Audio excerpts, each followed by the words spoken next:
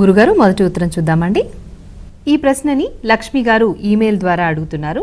పారాయణ చేస్తున్నప్పుడు విన్నవారికి కూడా ఫలితం లభిస్తుందా తెలియచేయండి అని కోరుతున్నారండి. పారాయణ చేస్తున్నప్పుడు విన్నవారికి కూడా ఫలితం లభిస్తుందా అనేది ఫలితం లభించే ప్రశ్నే. అయితే ఫలితం లభిస్తుందన్నారు కాబట్టి ఎవరో పారాయణ చేస్తే మేము వింటాము అనేది ఒక తప్పించుకునే పద్ధతిగా ఉండకూడదు. పారాయణ ఎవరు చేశారో వారికి ఫలితం లభిస్తుంది. విన్నవారికి వాళ్ళ మంచి శ్రవణం కాబట్టి కొంత ఫలితం లభిస్తుంది.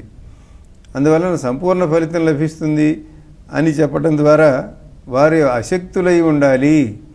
అంటే పలకలేని వారు, లేచి వినలేని వారు, శయ్యాగతులై ఉన్నవారు, మంచంలో ఉన్నవారు, ఇటువంటి వారికి ఈ పారాయణ శ్రవణం వలన ఫలితం లభిస్తుంది. అంతేగాని కూర్చుని పారాయణ చేయగలిగినటువంటి వారు ఇప్పుడు అన్నీ సీడీలు వచ్చేసినాయి, అన్ని రికార్డులు వచ్చేసినాయి కాబట్టి సుబ్బలక్ష్మి గారి విష్ణు సహస్రనామం రోజు వినేస్తున్నాం, ఇన్నిసార్లు నేను విన్నాను కాబట్టి పారాయణ ఫలితం నాకు వస్తుంది అని అనుకోవటం ఇది కొంచెం తెలివి ఎక్కువైనటువంటి ఆలోచనగా ఉంటుంది.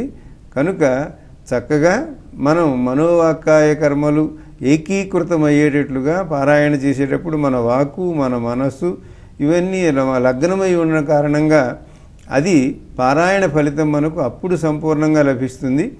భాగవత పారాయణ ఇటువంటివి సప్తాహ పద్ధతిలో చేస్తూ ఉంటారు. చేసినప్పుడు అక్కడ కూర్చుని వినటం అది ఫలితాన్ని మనకి ఇస్తుంది. కాబట్టి ఈ పారాయణ చేస్తే ఫలితం లభిస్తుందా అనే ప్రశ్న మనస్ఫూర్తిగా అడిగినది.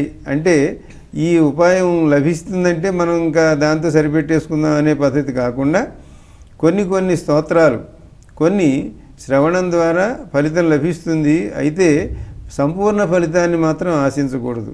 భాగవతం లాంటివి శ్రవణం చేస్తే సంపూర్ణ ఫలితం లభిస్తుంది.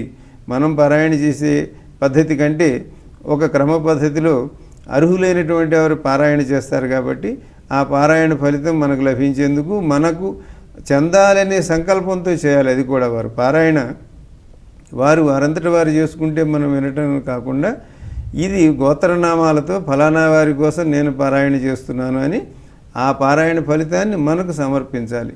సమర్పిస్తే అది మనకు చెందుతుంది. కేవలం దారిని పోతూ విన్నంత మాత్రాన మనకు సంపూర్ణ ఫలితం రావాలని కోరుకోకూడదు, వస్తుందని అనుకో.